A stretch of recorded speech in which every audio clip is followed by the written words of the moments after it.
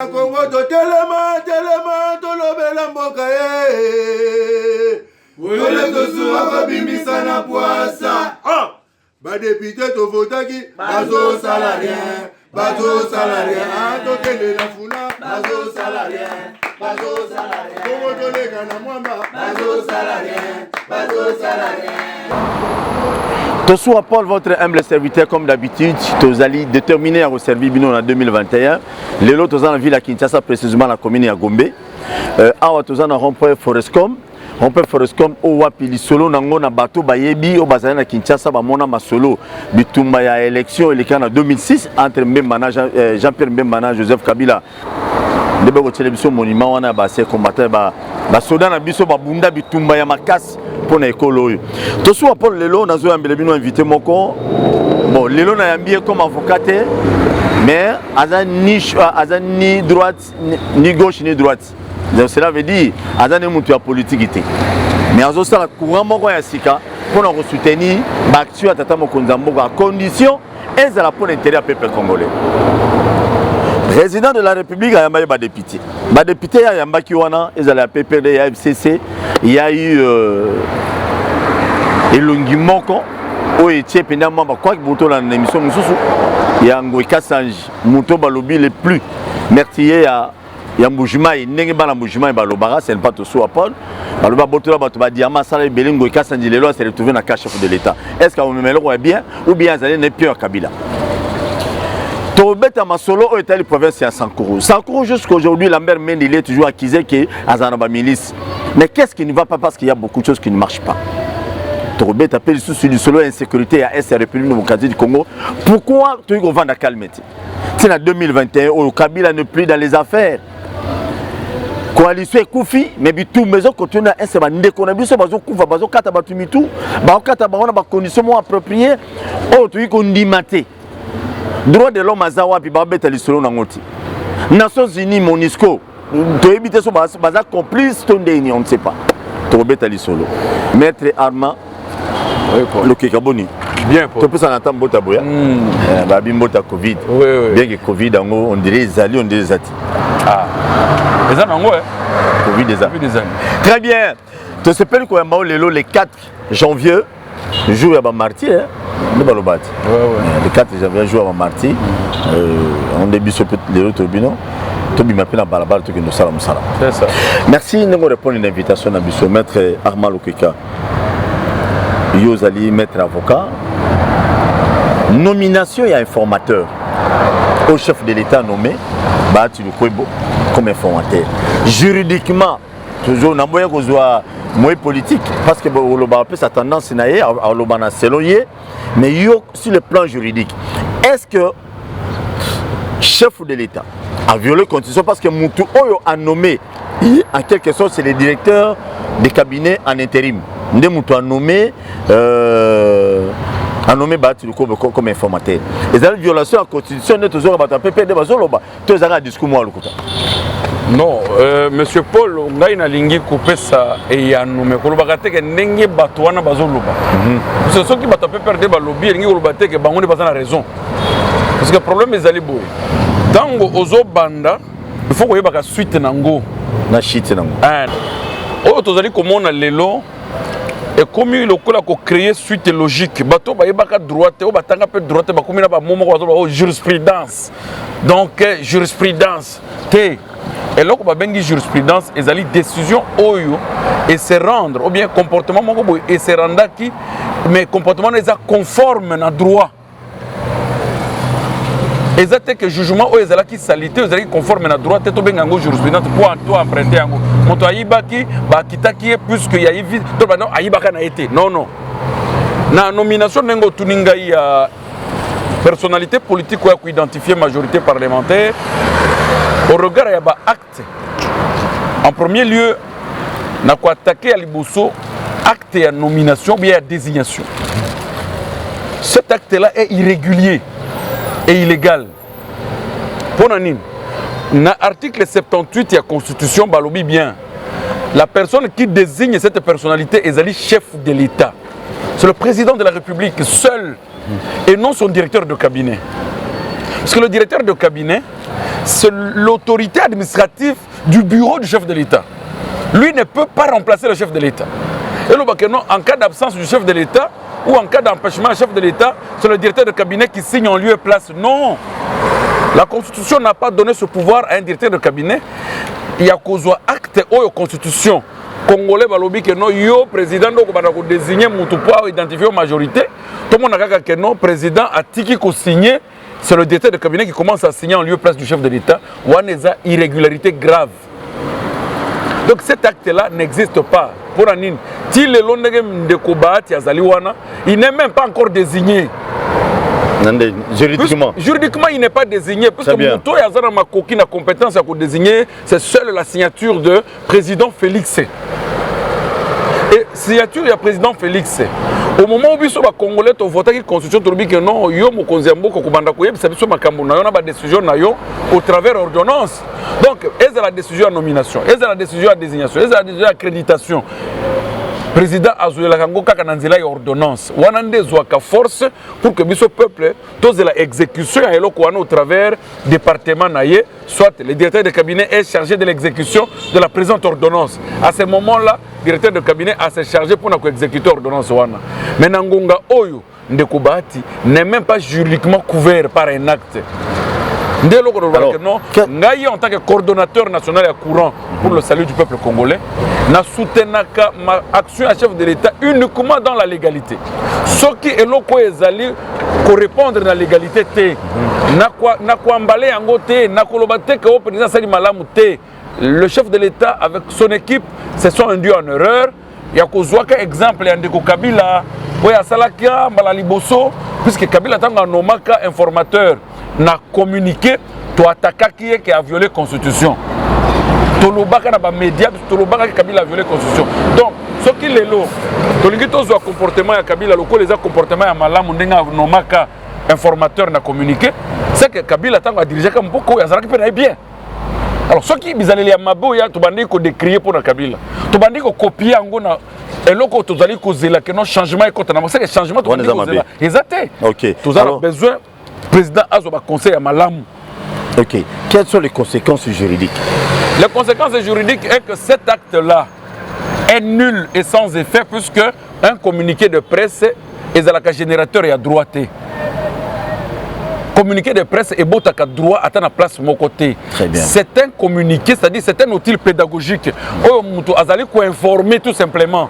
Et qui ko beau à droit mon côté qui ko une exécution. Très bien. Donc, merci beaucoup. Donc c'est nul et sans effet. Mais au moins on consultait déjà Kalaté. Non, attention qu'il y a une majorité. Donc qui cause que notre droit français aujourd'hui va communiquer les actes attaquables dans la justice pour la puisque ils ont tenir compte de l'influence et les médias dans le beaucoup.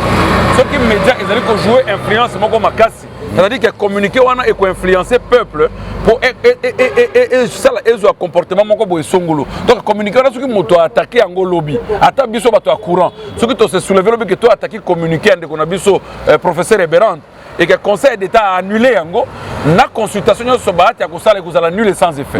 Très bien. Merci beaucoup, Ndekouarma. Tata Mokonzamora Lobia Yambaki,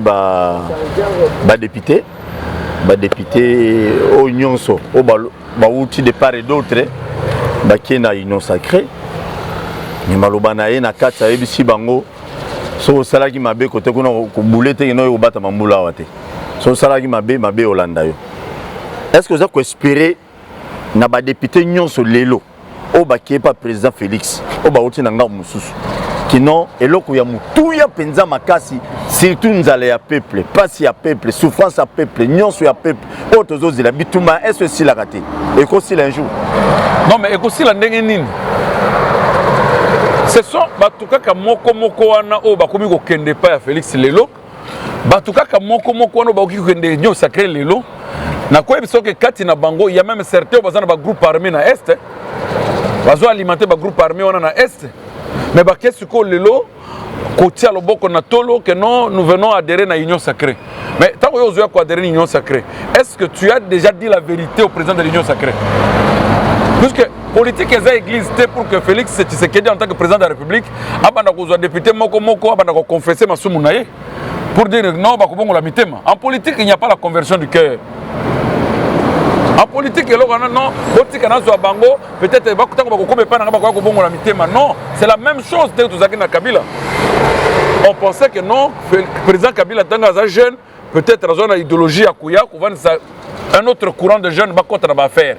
Tanga bandi kozwaba bato ya bayaki na papa naye bato ya Mobutu bato ya nini ti a changé ezaleli. Donc dans la politique il n'y a pas de conversion du cœur. Na zolo ba na président Félix. Dans la politique il n'y a pas problème ya koloba ke no botika bango baya bakoya ko bongola mutema, ça n'existe pas. Si nous voulons réellement mettre la paix, à définir biso penser à union sacrée et lingi koloba nini.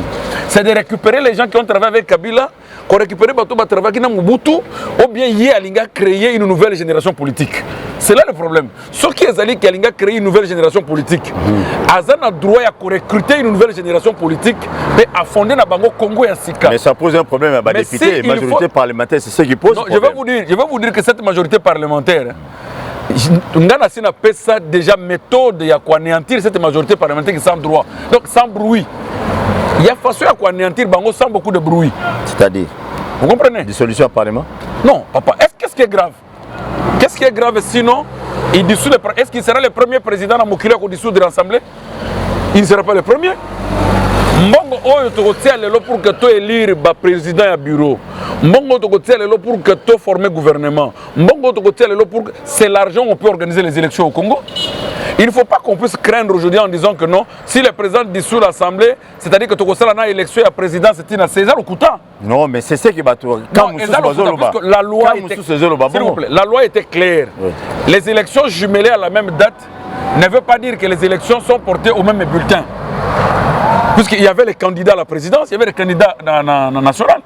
Ok, donc les candidats nationaux, qui n'ont même caution que les candidats à la présidence. C'est là où il y a la différence électorale aussi. Donc ils ont même élection. Puisque si on a président, il faut quand même caution. Très bien. Vous allez comprendre qu'on ne nous amène pas dans les confusions. Le président Félix ne sera pas le premier à dissoudre l'Assemblée dans le monde. Il y a eu déjà un président qui va dissoudre. Alors, Union sacrée, il faut y avoir une logique à créer un Congo nouveau avec une nouvelle génération politique. Ce qui a eu les mêmes personnes. Vous avez parlé de quelqu'un qui a écrit sur Twitter qui a trahi Kabila, mais tout le monde y est lobby. Il a fait sa déclaration qu'il y a adhéré à l'Union sacrée. Est-ce que vous êtes sûr que l'Union sacrée est comme église ou oiseau qui est pour que la mité? Donc d'après vous avez la confiance dans l'Union sacrée en quelque sorte. Je ne fais confiance à personne. Même en Goïka Sanji. Je ne fais confiance à personne. Même à Mende. Je ne fais confiance. Je dis à personne. Je ne fais confiance à Tana Bahati. Je le dis bien. Même na Oya nommé informateur. Puisque ces gens-là, baza complice na souffrance nous sont tous à Kabila Lelo. Si quelqu'un a une semaine Pamba a dirigé qui Congo na Kabila, a complice. Or, on a droit à le complice est puni de la même peine que l'auteur principal. Donc, celui Kabila est l'auteur principal. Le complice n'a pas souvent sanctionné. Pourquoi les autres complices sont rendre si Kabila nous a mal dirigé, ce n'est pas Kabila seul. Il avait plus de 60 ministres, dans lequel M. Bati était là, dans lequel Mende était là, dans lequel l'ambassadeur Pourquoi aujourd'hui Kabila devient le seul sorcier au moment où Bazalaki équipe est sorcier, mais on récupère les moins sorciers et on laisse l'auteur principal. Je ne donne confiance dans Moutata, mon côté, où Azakubeta tout le lot qui a rejoint le président Félix. De deux, ce sont les mêmes adversaires d'hier de Félix qui veulent aujourd'hui lui dire que tout ça va lier nayo. Non, Bazou yande ko créer les banouis. Nani a conjugué effort pour que Félix azala mutumalam pour le Congo. Nani. Si tu as Congo ya mutumoko, ou ya ko sala effort les pour que Félix a réussi le mandat nayo. Comment on est nani? Je te cite même Ndeko Moïse Katumbi. Il ne fera jamais du bien pour que Félix a réussi le mandat naye. Même Mbemba ne fera jamais pour que Félix a réussi le mandat naye. Ce sont des éventuels candidats présidents de la République. Bon, comment ça va se gérer que l'Union sacrée et les leader 4 ou les candidats lobby? Nana kotiki la boninga sala malam. 4 maintenant. Non, je donne. Bahati peut être président de la République. La PSK 4. Moïse à cause de la présidence. Moïse n'a jamais dit qu'à cause de la présidentée. Moïse a joué à lobby à la candidat président de la République. Mais Félix a approché. Pour appeler ma canicinine. Que Moïse a Félix a réussi le mandat. Parce que le lobby président Félix a réussi le mandat. Donc, Moïse Katumbi a causé la campagne à Kouloubanini. Très bien. Donc, jamais je ne crois à personne. Personne, même pas député, personne à mon côté. Que ceux qui sont à côté du chef cessent de l'embrouiller. Pas de quoi embrouiller, président, inutilement. Moi, je suis fondateur d'un courant pour le salut du peuple. Ngaï au peuple, Azali Koloba Touba. Je vais commencer à le dire tout haut. On peut faire confiance à qui dans ce pays? Non, nous avons eu le président Moïse Katumbi qui était gouverneur na Katanga. Très bien. Il était l'enfant chéri de Kabila. Ok? Dans les affaires avec Kabila, est-ce qu'il a déjà dit aux Congolais de quoi il a divorcé avec Kabila? Aujourd'hui, même bateau bazo longoana que tolongo FCC toqué pas Kabila. Est-ce que basi ba biso mabe Kabila? Toqué pas Tshisekedi. Tolongo pas Kabila, toqué pas Tshisekedi. Baye bisa biso nanu eloko nini longoli bango pas Kabila. Basi baloba? Mais quel amour, confiance ni confiance ni président Félix a copé ça na bateau yo que non, a sali divorce, a yebisi biso motif aboyi moi sina libosote. Mais le président Félix a dit que le pouvoir va Kabila. Non, le président Félix il nous a dit ceci, qu'il est bloqué puisqu'il ne sait pas avancer. Bandeko Oyo Basali Naye, accord Wana FCC cash, Azoka ko avancer na Oyo Azoka Nisa puisque Baza plus nombreux que Yé. C'est clair. Et en politique, coalition, il y a FCC cash. Nasara na émission Paul. Na bisa kyo keza mariage à Lukuta. Ne bandeli na bisa keza mariage à Mabé, il y a FCC cash. Ponanine. Si nous avons un révolutionnaire, là un pacifiste, bako ça la mariage té? So révolutionnaire entre les deux. Mariage FCC cash c'est un faux mariage. Ponanine. Fin de fait bako koma kobota bana ba SS. Très bien. Donc, dans le résumé, nous avons Chinois, Congolais, nous avons na 4 écoles du monde qui tout au baquet permet le président Félix. Le lot pour le président Félix pour la union sacrée, tout à sa confiance. Ngai vraiment na sengi bokozamboka. Na sengi na analyse o ngai et je veux même avoir un contradicteur. Oya ko prouver nga ke zana mutu moko oya longo FCC o que Félix a copé sa confiance comme on est nan Mende nazo bisa que nazo lukata contradicteur ata ba batiki ba parti na bango ba est-ce que union sacrée pour la nation est un parti politique? Non, président le baki en lobby à le dimanche à le parti politique. Voilà, mais et puis ba union so batwana ba longo na FCC ba démissionner te ba longo pe na ba parti te. Bon, mais ba yo soutenir lié kaka. Bon, ko soutenir na ndenge nini? Non, qu'on soutenir un nini. Bon, pas à le président. On va qu'on soutenir pour quoi il y a le président. Très bien, merci beaucoup. Soutien. Merci beaucoup. Et à tous qui de Malembe, Maître Armand. Oui. Et ça va bien quand on parle du Congo. Hein. Bien que tous au Congo, le mal est qui va tomber sur la commune place où on a beau ça. Avant de poser une question, on pose une théorie est très facile pour le divorce à président Félix et M. Kabila. Hein? Après avoir déclaré le divorce Sénat M. Kabila, il devrait seulement demander à tous les ministres de cash de démissionner. Et le premier ministre serait en difficulté. Tout simplement. Puisque biso toyebi contrat wana to tanga yango te. Congolais moko ta tanga contrat wana azati. Mais union sacrée to tanga yango te. Tolo bananu. Tolo que na la question avant to union sacrée. Congolais moko tanga accord wana azati.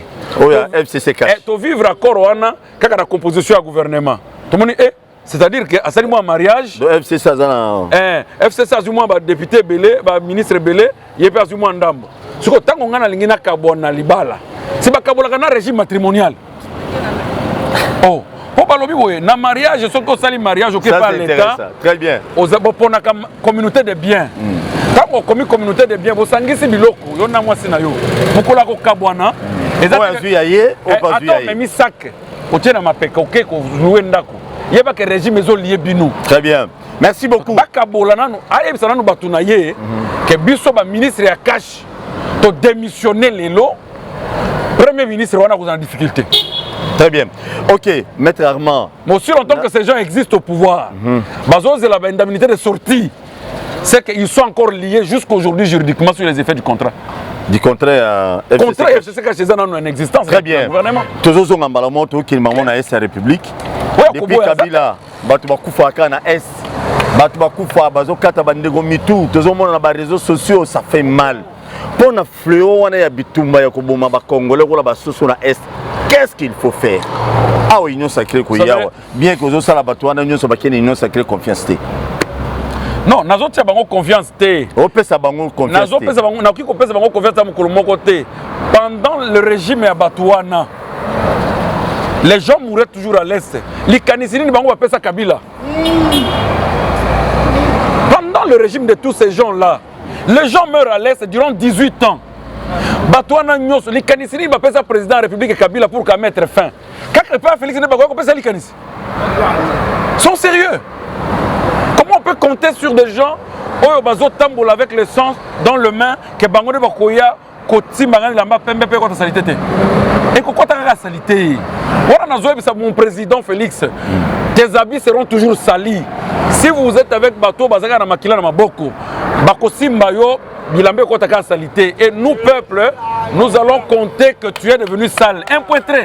Donc cela veut dire na bateau bakeye pas président Félix. Na Kabila. Yo préféré Kabila que bateau baké l'union sacrée. Moi je veux vouloir Kabila que bateau baké pas Félix. Pourquoi? Puisque Kabila, il est seul. Président Félix peut renégocier, peut causer avec Kabila, que de causer avec 4 têtes, donc ils sont tous des serpents. Donc 4 têtes autour de Moïse. Dans le comment n'a pas un exemple. Aujourd'hui 4 têtes à Banyoka, tu veux discuter avec eux, au moment où on discute dans Moko, au Konyata et Bouye, mais au solo, Longoli, Nyoka peut s'aligner qui et Kimi. Maintenant, on a 4 têtes. On a 2 têtes, 2 moussous sont à Bouki. Bako soyo, bate ko kende. Ozo solana moko, mi balé ba suyo. Donc même ba reçoyer Moïse a reçoyer ba ta reçoyer tout. Est-ce que bango basi ba renoncer que bako zalaka président de la République était? Ba oza ba candidaté. Est-ce que basi ba renoncer? Ça reste à vérifier là, je ne sais pas. Bon, comment vous ne renoncer na noter que tu zalaka candidaté? Mais besoin que non na mai to tia au poids. Bo tianga pour na réussir ou puis pour na échouer. Très bien. Du solo donc c'est une solution d'après yo. Au quoi il chef de l'État par rapport à Bitouma et c'est info ici là. Parce qu'auparavant, il y avait des gens qui nous disaient ici, oh, ils allaient Batumuso, Baba commanditaire à Bitouma et c'est basé à Kinshasa, sur une dessus à solo. Le président de la République, le président de la République doit, il faut dans la diplomatie le plus élevée. Pour la guerre de l'Est, il faut une forte diplomatie. Il y a quoi Babande Konabisu à Est Wana, Balingi, Nini. Ça c'est la première des choses. Puisque même pour l'intérêt de la paix, la République, dans sa constitution, dit qu'il a pu concéder même une partie de son intégrité pour la paix. C'est-à-dire que l'équipe Kimia. Il y a un moment qui a bien re-signé pacte na diable pour te Kimia dans la Congo. Dans la paix ce que vous avez moi Zamba. Bon, Zamba yango. Ce qui n'a pas été Zamba, vous pouvez faire Zamba dans Kimia. Oui, tu vas attaquer Mboka dans le sous-souté. Ce qui te montre que Zamba wana. Tu vas manquer Kimia dans Mboka te pour Zamba. Papa, président ça la diplomatie, il peut voir, oui. Au moins ces gens, boya ko tonga, au moins une frontière nangao, bo tonga, bo vanda kimia na lingata mutasima munduki azate, boya langa munduki nyoso. C'est un exemple que je donne. Le président ne manque pas de diplomatie aguerrie. Ce qui est zanga kati ya président, j'aimerais qu'il fasse aussi intérêt à la peine la génération zoya, il y a des intelligents. Les gens bateau il y a les alliés bazola na bandako. Vous comprenez? Il y en a. Et que le président Félix ne se décourage même pas un seul instant. Qu'il a créé une autre façon de voir les choses différemment de Kabila. Très bien. Merci beaucoup Ndeko Amalokeka. Toké na suka mutuna ya suka za koyeba na Sankuru, oza vraiment tété na ba descendant Lumumba. Tozaki na ba vie na bine belé. Moi de temps comme ndambo, ba qui déjà na union sacrée, ba tikala ko sale loko moko te pour le développement à Sankuru. Mais aujourd'hui il y a un moyen compliqué. Bado va venir à Kabila 18 ans, Kosko si Sankuru a développé. Aujourd'hui, il se retrouve dans Kanani. Il y a Félix. Non, mais c'est bon, ça. C'est ça, Sankuru. C'est ça le problème. Je te dis que Nazana confiance. Pe na ko sa confiance. Attaché à l'okoto. Je dis bien, attends à mutu mon côté. Batunyo Sobake le pas présent Félix. Tu sais ce qui m'étonne chez moi au Sankuru. Mon toit Sombaki radio naé a présenté biso le radio est un peu perdu. Vous comprenez hein? A Fouta attend pas comme mon côté depuis à implanter radio. Lelo il se dit non, Naza na comme mon toit union sacrée radio naé ce que changé. Bah tu vas la mouki na tongo radio est changé. Oh, union sacrée. Oh. Kaka bino bato bozali ko agresser bato awa. Kaka bino bato bazali ko sala mabe awa. Le lobo changer bo komi bato union sacrée. Wana loja. Na loja ti. Radio mo ezaki ya PPRD, le lo komi union sacrée. Tu ko boya bisabiso. Bo longo pa Kabila asali bino nini. Puisque demain c'était Kabila ou rien. Bon longo pa na yebo comme pas Félix Kabila asali bino nini. Ti lelo Tuna bango bato a Sankuru wana nani Kabila sela mabe. Il les a donné tous les titres. Ba ministre, ba directeur de cabinet, ba ambassadeur. Je vous dis, il n'y a pas 18 ans. 18 ans à Kabila Oyo, il n'y a pas peuple Oyo va bénéficier de poste de la Tétela. Je te dis, même le Tétela, chaque mandat, on ne manquait pas 3-2 ministres. 3-2 ministres, mais tous les gens, il faut pas qu'on compare avec Katanga est plus grand que Bissot. Ce qui Katanga a 10 ministres et que Tétela a 3, c'est que Tétela a l'équipe. Vous êtes tous les ambassadeurs, mais ils n'ont même pas construit une toilette. Tant qu'on va jouer pas président Félix, pour lui dire quoi? Tout le monde. Non, ils sont, je le dis bien, hein, que pour les Sankourou, monsieur le président, ils sont en train de vous mentir. La flatteur. Au cas contraire, ce sont des envoyés spéciaux. Ils sont venus te faire la guerre sans que tu ne le saches sous tes pieds. Ce sont des gens qui vont te salir. Et tant que Bilamba n'est comme salité, nous, peuple, nous te le dirons ouvertement. Que président Yangote. Très bien. Merci beaucoup. Diloba émission na biso tokomi na suka. Merci na ba union sobola na biso plus ou moins na ba chaîne partenaire oyo to soit Paul ya Kinshasa Mobimba. Et puis merci na ba union soboza ko s'abonner chaque jour na émission na biso Bakinois Balobi TV. Une fois de plus, on vous dit un grand merci. Topesi merci na batuto bala na biso na libanda mboka. Tokomi na suka. Liloba nini to message nini concernant le président de la République Félix Antoine Tshisekedi Tshilombo. Pour un intérêt à peuple. Rien que ça. Pour un intérêt à peuple, Lilobeza Moko. Le courant pour le salut du peuple congolais. Aza allié exclusif du chef de l'État dans la légalité. Toza allié à l'IDPST, toza allié à parti Mogoté. Tolobi pété que toza union sacrée, puisque nous on ne peut pas venir dans l'union sacrée c'est église. Puisque dans l'église, nous on ne vient pas à l'union sacrée. C'est seulement à l'église qu'on a dit laisser les pécheurs venir. Si ce n'est pas l'église, nous sommes au Koyate. Mais nous on soutient le chef de l'État dans la légalité. Nous avons lancé campagne. Et lobby que le courant lance une campagne Aimons le Congo. Si nous aimons le Congo, et là comment que cause la grave même la guerre, nous allons mettre fin. Même Sankuru, même Makambo et Sankuru vous allez développer. Même Makambo c'est plus enclavé, c'est le Grand Kasaï. Ou la province, ou la famille. Non, arrêtez. Même sa propre résidence était trop sale. Même propre résidence et gouverneur Namboujima était trop sale. J'y étais pendant son temps et puis nous partons à Namboujima. Jardin quand gouverneur au Batonga Malamouana. Trop sale. Ils ont la pelouse, clôture à bambou. Trop sale. Clôture à bambou. Vous comprenez? Merci. Donc, président, nous sommes très disponibles pour vous demander à combiner union sacrée de la nation doit être un système et à créer une nouvelle génération politique. Ne comptez pas sur les pécheurs et union sacrée Nengolobaki, que les blanchisseries et les poubelles et qu'on peut à l'église. Il faut compter sur une nouvelle génération politique pour que le Congo puisse changer. Merci beaucoup, Maître Armand.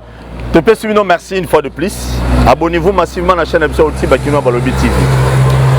Le Congo n'appartient pas à les politiciens. Ils ont un président un ministre et député. Alors, une fois que vous êtes ici, Kabino Bozali, vous avez il faut beaucoup de makambo ebeli. Na lobango bomona ba blague. Botala bien ba politicien missus ya Congo. Une fois comme ministre, il faut que mana basa sika et mingi ya pembe. Ba politicien ba yiba biso ba ilia biso mong. Ba boma biso encore et coquille. Cette fois-ci, tu as besoin de lia ba ressources aux ana sama bilé na biso. Tokutani prochainement Maître Armand, une fois de plus, te fais merci. Merci Paul. Pourquoi souhaiter Joseph Kabila Ataba joyeux Noël, bonne année, ce qui si possible. Je commence par le président de la République. Je souhaite au président Félix joyeuses fêtes, bonne année, toutes les bonnes choses et que la nouvelle inspiration te vienne pour que au Benda Congo, merci. Je souhaite aussi bonne année à président honoraire Joseph Kabila Kabange, et là où il est. Je souhaite aussi bonne année à toutes les autorités politiques actives. Congo na lobanabino est un continent. Président Félix a changé ma mounionso du côté. Non, tout le temps. Et eux qui malembe. Mais et l'autre aussi, tous les miyibi à lobby, tout va bonne congolais lobby, va remplacer colonel Di Kapé na Makale au Sala Bisobien. Tout le temps prochainement, merci.